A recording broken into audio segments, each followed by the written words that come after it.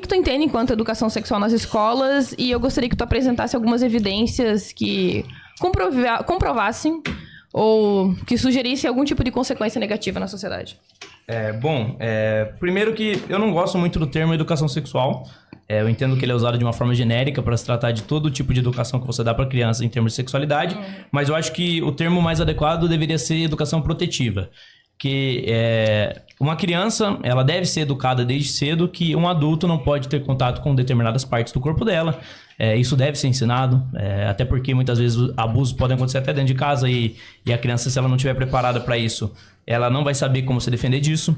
Então você tem que dar esse tipo de proteção. O que eu sou contra é o Estado, a máquina pública financiada pelo dinheiro dos impostos, determinar ou ensinar uma criança como que ela deve ou não fazer sexo, se ela deve ou não fazer sexo, ou mesmo ensinar a usar preservativos. Não é papel da escola isso. A partir do momento que a escola entra nesse tipo de seara, eu acho que a escola está usurpando um papel que é responsabilidade das famílias, e acho que isso é muito prejudicial porque a gente vê algumas consequências, como por exemplo, em 2007, que você teve uma tentativa de implementação do programa para crianças de 12 anos de ensinar crianças a colocar camisinha. Ou você tem, por exemplo, recentemente um livro didático que foi disponibilizado nas escolas que tratava ali de relações, tramas sexuais entre crianças. Então, esse tipo de erotização precoce das crianças eu sou contra, porque eu acho que você está sendo autoritário com os pais. Você tá obrigando o pai a pagar para ser ensinado pro filho dele aquilo que ele não quer.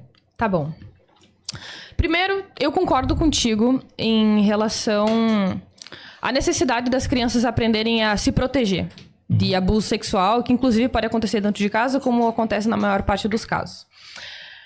Agora, a minha divergência contigo, e talvez seja uma divergência com muitas pessoas que estão assistindo, é a respeito do que deve ser ensinado, ou de que modo, ou a partir de qual ideologia. O meu posicionamento é que deve ser cientificamente, tecnicamente acurado, e não ideologicamente influenciado. Então, por exemplo, quando a gente for analisar aqui o artigo, uma meta-análise dos efeitos de programas abrangentes da educação sexual em crianças e adolescentes em 2023, na verdade indicam que quando as crianças, a partir de determinada idade, elas aprendem sobre educação sexual, na verdade, em vez de incentivar que elas façam sexo, desenvolve, na verdade, uma abstinência sexual. Então, quanto mais elas aprendem de modo técnico e gradativo, correspondente à idade e o desenvolvimento psicológico delas, mais tarde elas vão fazer sexo. Então, quando eu tô defendendo educação sexual ou educação preventiva, que foi algo nesse sentido que tu falou, de 3 a 6 anos de idade, por exemplo, tu não vai ensinar as crianças a fazer sexo. Na verdade, tu vai ensinar que elas não falem com estranhos, consentimento entre as crianças, privacidade, que elas devam... O problema é que nem sempre isso que se acontece, proteger de qualquer forma. Tudo bem, essa é uma questão institucional que pode ser mal aplicada. Mas esse é o meu posicionamento, que deve ser cientificamente acurado e também gradativo de acordo com o desenvolvimento psicológico deles. Então, esse é o meu posicionamento. Eu acho que nós estamos de acordo. O grande problema é que muitos casos, isso aí nós temos notícias a rodo, de professores usando esse espaço de suposta educação preventiva para sexualizar crianças. E muitas vezes até com pretensões ideológicas, às vezes ali de querer desconstruir antigos valores. Eu recebo denúncias de pais o tempo todo no meu inbox, querendo que eu faça alguma coisa. Infelizmente hoje eu não tenho o que eu possa fazer nesses casos, mas de professores ensinando pro filho dele. Ele manda o filho pra escola e o professor chega pro filho dele e fala: ó, você pode ser o que você quiser. Você não precisa ser homem nem mulher. Ah, se você quiser ter relações, você pode ter, você é novo, mas você é livre. Já recebi diversas dessas denúncias. Então, não necessariamente é um problema institucional, é um problema prático. Ideólogos, pessoas que usam esse espaço do ambiente de ensino para destruir a cabeça das crianças.